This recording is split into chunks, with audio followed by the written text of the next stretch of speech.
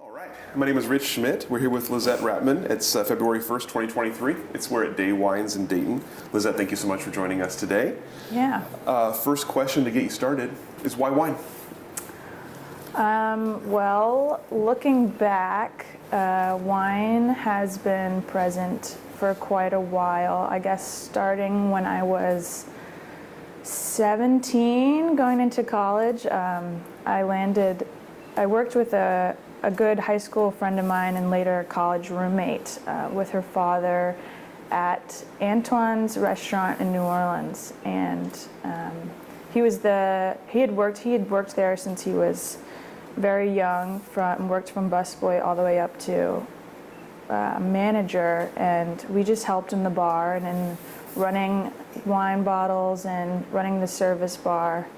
But they're known for their wine cellar that's longer than a football field. Kind of runs a full block downtown New Orleans near Bourbon Street.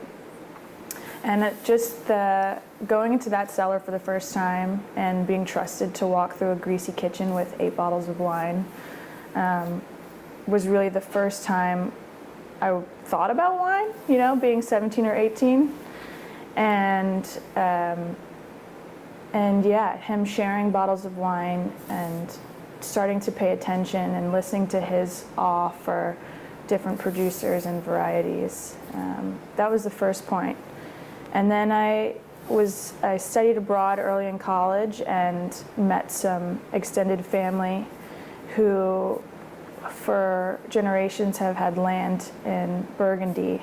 And so that was the second point. Still didn't know wine was in my trajectory until finishing college. I knew I wanted to travel and keep learning and keep seeing most of the world. And my plan was to farm hop and learn about different agricultural societies and interdependence on agriculture. But my first gig was at a vineyard in California, and I've been in wine since. Yeah, so my first vintage was in 2018 with Moritz and family in Dry Creek Valley. And great family to work for. I was blessed and started off right away with a female winemaker, Emma. And I think the way that she was eager to share what she knew and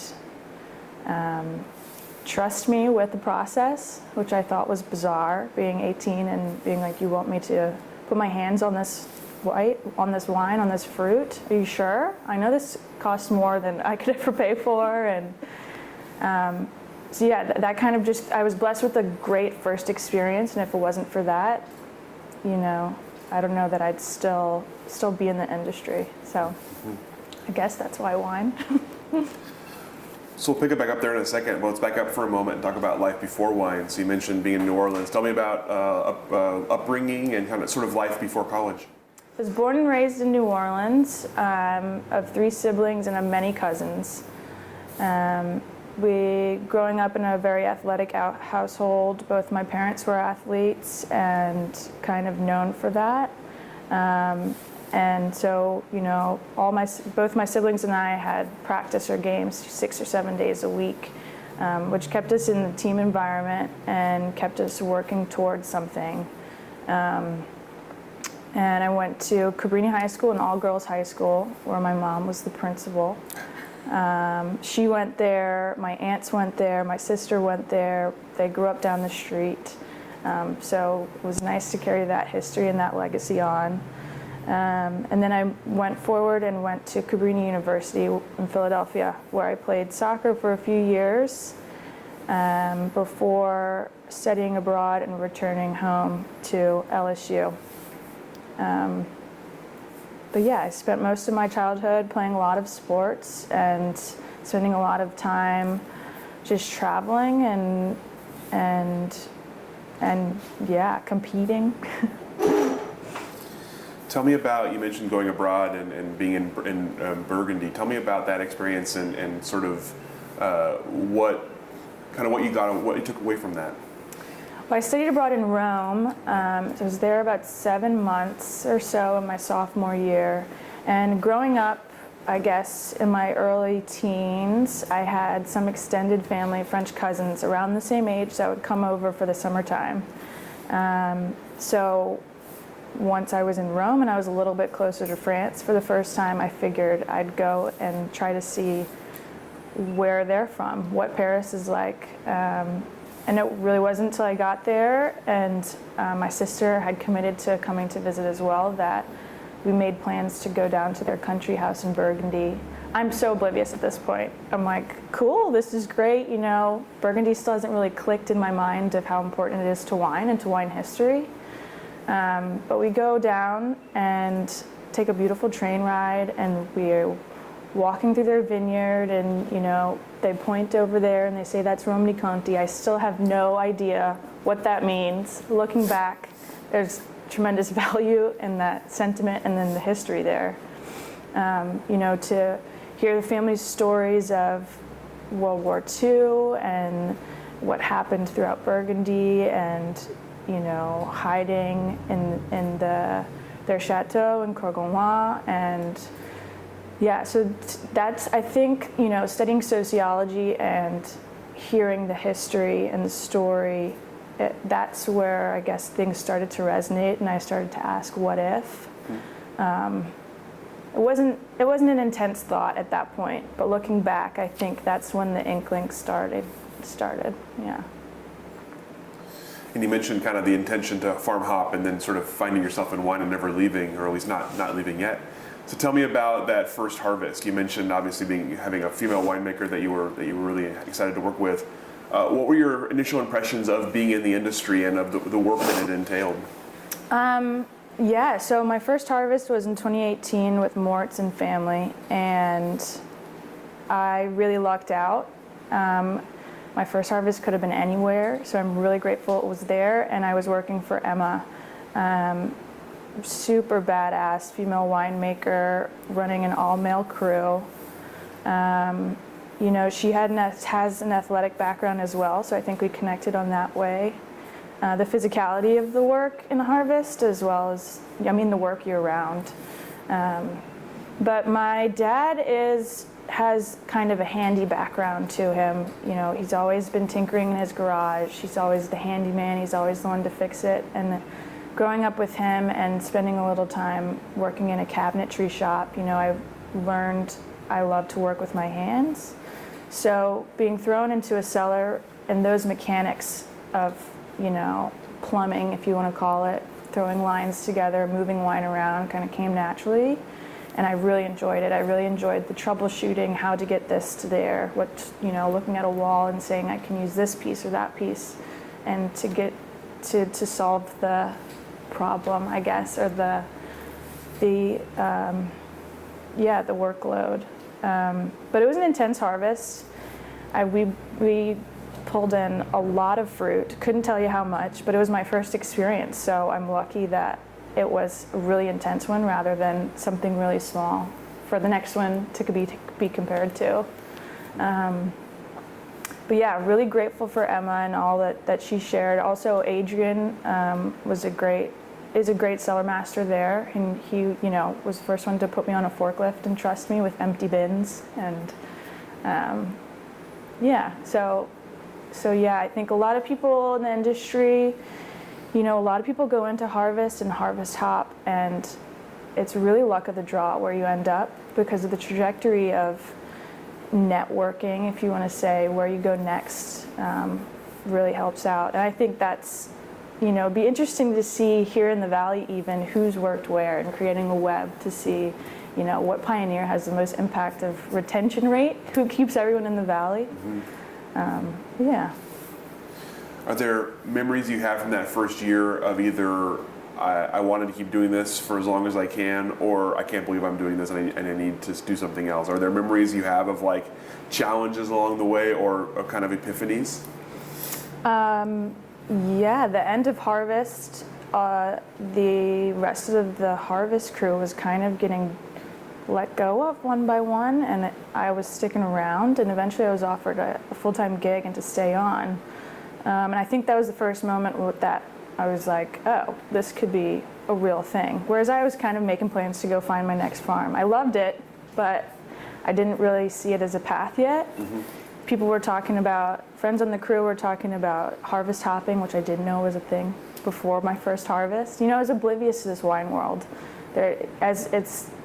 Has a presence in New Orleans, but via consumption, via, you know, purchasing at a retail shop and in a restaurant. But you're kind of far disconnected from wine country. So yeah, that being offered a full-time gig, that totally changed my projection into, okay, well, where can wine bring me? It wasn't until later on, I completed that year and then left right before harvest for 2019 harvest and worked in Burgundy with that extended family. Just picked fruit, which was great. And then coming back, I came back to the US, I think on my 21st or 22nd birthday, and then I went to complete harvest in California. So I got to hit 2 in 1, and it was in that moment that I remembered when I was younger and I was in this history class in high school, and there was a question that went around of like, what do you want to be when you grow up? And I didn't have an answer for it, but I can remember daydreaming and thinking that whatever it was going to be was going to allow me the opportunity to travel or to see more and to keep learning more.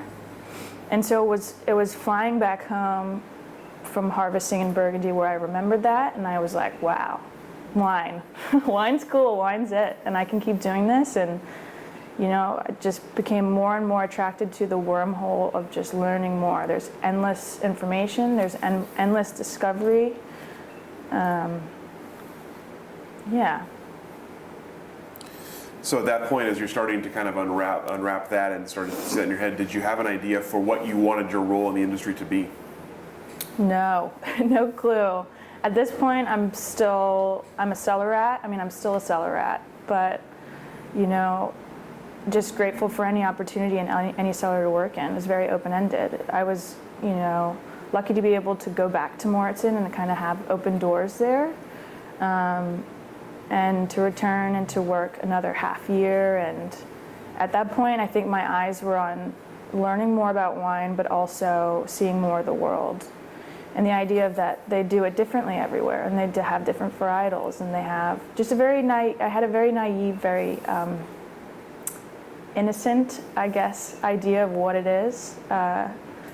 So I think I was just hungry and curious. Yeah, I didn't really have, you know, maybe a distant daydream. I was like, what if I was a winemaker one day like Emma, or a cellar master like Adrian? Because I loved the cellar. I loved the mechanics of it all. I loved the idea of being able to fix something when it was broken, you know. So then what comes next? I ended up getting the travel bug in Burgundy and came back and worked another half year or so at Mauritson before heading down to Chile, where I was able to squeeze about a month of harvest in before April 2020, so COVID lockdown. I took one of the last flights back from Chile. There was like group of scientists from Antarctica on my flight. Everyone had, you know, 5 seats to lay down. Masks weren't mandatory. But yeah, then I returned to New Orleans and kind of rode it out in some beautiful weather. And I ended up landing a gig with a distributor where I worked for 2 months or so during the pandemic. So as much as that, it was a great opportunity to see a glimpse into the distribution side, very valuable to me too. You know, it's great to know what's going on in the cellar, but it's even to become aware how difficult it is to move wine was great, even though it was during the pandemic and most restaurants were closed. Yeah, it was a good glimpse into that business, but I had to get back in production, and that's when a friend of mine, Deegan, who we've worked a handful of harvests together at this point, she got me up here for, I guess that would be 2020 August harvest at Alexana. Yeah, and even, that short bit of time from April to August, not being in production and not being in cellar, I think that's when I started to realize what I needed to do. I was still studying, I got into some online courses, but it's not the same for me as being hands-on in the cellar. And pretty much immediately upon being in the Willamette Valley, Deegan picked me up from the train station. I had been visiting some friends in Washington and brought me to a friend's house, and I met, 10 people who are my first friends and still my friends here, and that camaraderie and that open door hospitality is part of the reason I'm still here for sure.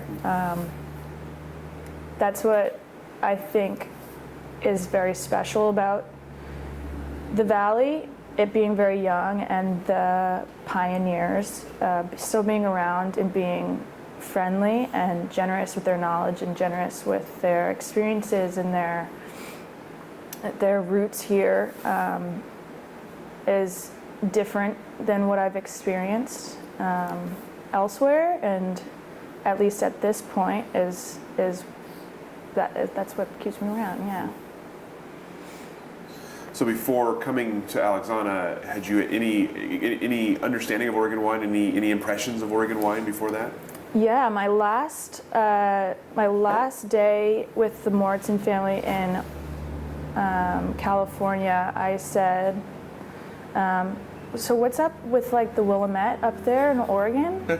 That's about the extent. I knew it was another wine valley. They explained to me that it was up and coming. There's a lot of Pinot Noir and Chardonnay. But yeah, no. And then, a friend being up here and telling me it was great. There's so many great people here. There's so much wine. You need to come experience it. So that hunger to just see another wine area and being curious is really what brought it. And being from New Orleans, the idea of the Pacific Northwest has always been, beautiful wilderness, but cold and rainy. So not that enticing. And still today, I wrestle with that idea. I think I'm getting better with it, but it's different. It's a different atmosphere here. Yeah. So you mentioned at that point you were seeing as much as you could. You've been to Chile, you've been to France, you've been in California. How did that harvest, obviously a strange harvest in Oregon in 2020, before the smoke, I guess, what were your impressions of Oregon compared to other places? Yeah. My first harvest at Alexana in 2020, it was my third harvest of 4 to have, or third of 5 to have fire impact. So at that point, it was something I was used to, but I hadn't yet been aware of it being so close or worked with fruit that was so close to the fire or that intensely smoke taint affected. But the close attention to small lot fermentation at Alexana, the 3-ton fermenters, and paying attention to different clones. It seemed just more like a very fine, detailed fermentation style of winemaking that I hadn't really experienced yet. Yeah. You mentioned you already had some smoke experience, a lot of nothing quite like that. So tell me about the impact of 2020 on your work at Alexana and sort of the decisions that were being made there. We luckily worked with mostly estate fruit, and so we brought it in as quickly as we could, and we fermented as usual. Yeah.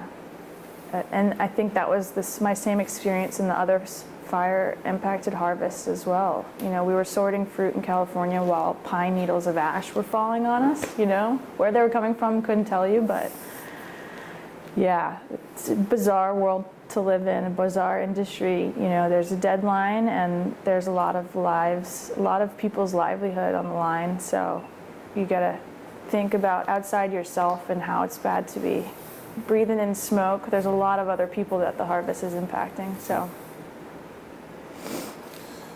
after that harvest of 2020, what was next for you? I didn't know. I thought I was going back to New Orleans. I thought I was going back to Chile. Upon arriving just before coming up here for harvest in 2020, a friend in New Orleans was like, so what's up with this wine gig? Are you ever going to make your own wine? Are you just going to keep traveling? Is this a forever thing? Like, and I said no way that I would make my wine, like any of my own wine, anytime soon. Like I probably have like 5 more years of learning from other people before I would do that. And then I'm here for about 3 weeks, and there's 2 other friends of mine that also are thinking about making their own wine. And I was like, let's just do it. So we had another friend who found us some fruit, and we started piddling around like a barrel each in a friend's garage. So outside of working harvest for Alexana, you know, that's what was keeping me entertained and excited. And I had a barrel of Chardonnay that I planned to bottle as a pet nat so that I could take it back home to New Orleans with me because I didn't think I was staying here. And it turned out pretty good. And then I ended up staying here because I was like, well, where can I do? I have to do that again, so I guess I have to go back. So I came back up to Oregon, and I just started working, getting any work I could. I did, you know, the bottling line run, which was great because I was able to work at a handful of different wineries. I picked up odd jobs. Jackson Holstein over at Granville was very generous and found some work for me to do around their winery. And then I landed a full-time spot with the O'Donnells at Belpont. Where I would go on to stay there about 1.5 years. So I worked 2021 vintage there. And yeah, that was another perspective on wine. Doing it the way they do it for a long time, and you know, not many changing variables other than the vintage. You know, paying close attention to what's going on their estate, and seeing how vintage to vintage how things change. Yeah. So tell me about with that. You've had all these different experiences. You've had all these different kind of winemakers working with. Now you have a full-time gig at Belpont. What was the biggest difference? What was the biggest difference about how they did things and about sort of the expectations on what you were going to do compared to all of the various harvests you'd worked before that? Well, it's a small team there, so it's different than being one of many in a harvest crew, but being, you know, solo and responsible year-round. So working alongside Brian and Jill and just trying to do my best to take care of their wine in the best way I could. But yeah, a lot of solo time, a lot of very just minimal approach, doing what we need to do. They have a really great gravity flow winery, and it reminded me, you know, a lot of my dad's garage in the way that things work, the way they can work, and then they work that way. And if it breaks, fix it to work the way we need it to. But yeah, it was a great experience on minimalism and just getting the job done and making beautiful wine. And you mentioned obviously the beginning of making your own wine and sort of the need to do it again. So tell me what happened with that first year's wine, and what did you do differently the second year? I shared it with friends and family in Louisiana, and it went very quickly, and I had some great feedback. So my intention the next year was to make it a little cleaner, make it a little better. So luckily, thanks to the O'Donnells, I made it at Belpont. And it's a little bit cleaner. It has a real, it's in stores. It has licensing. You know, that was all the goal of the first year, is to get a better understanding of all the logistics, of all the compliance. So tell me about naming it and marketing it. So it's named Fizzy Lizzy Swampwater. All the names came very spontaneously. When we bottled it in our friend's garage, it was this beautiful sunshine, golden yellow. Put it away and went and worked more at Alexana. Went back 3-4 weeks later and opened a bottle, and it was murky brown. and it looks like, a bottled swamp water. Yeah, so just ran with that, it stuck. And then my name being Lisette, Fizzy Lizzy, just kind of rang a bell. And, at times I think about how maybe it comes off as a joke or a little less serious, but I think it's, at that point, was me taking a chance on myself and seeing if I had learned much about wine, or if I could put what I've learned so far into action, into play. And it was a big learning experience, having responsibility and actually making decisions and not following work orders. It gave me a lot of appreciation for the people I was working for, all the ideas that they juggle, putting it all into action, and the details and logistics of putting it into action.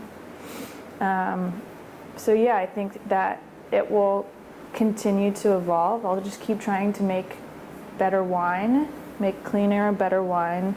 And I think it will evolve with the opportunity I have. If I have opportunity for more fruit, if I have opportunity to make more wine, more space, or if there's thirst for it, just keep trying to express to the best that I can the fruit that I have the opportunity to work with, and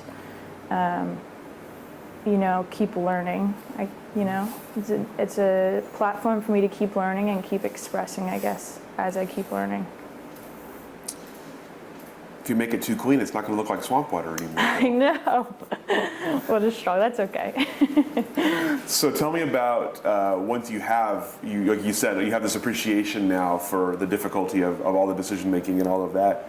So once you have this wine now that you're getting yourself all the logistics, what's it like putting that wine in front of people? What's it like trying to get that wine into restaurants or into stores or into people's hands? Yeah, well, it's been a great experience. My favorite thing, other than making the wine, I think, is sharing it and it bringing people together. It's fermented with good times and camaraderie and communion in mind. Growing up, we spent a lot of time sitting on the bayou during sunset.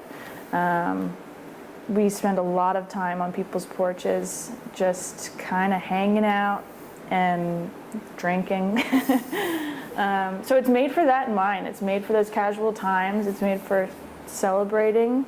So, anytime I see someone opening a bottle, it really nearly transports me there. I feel like it's really special to be part of whatever moment that they are sharing together. So it's been neat. It's been forcing me to get out the valley and up into Portland and try to meet and network with more restaurant and winery, and bottle shop owners up there. And yeah, I think it's opening a world. I'm getting to know more of the industry outside of cellars and my other friends in cellars. I have to be more aware of what's going on in front of house, and yeah. So tell us about how you got here. Today Wines. Opportunity.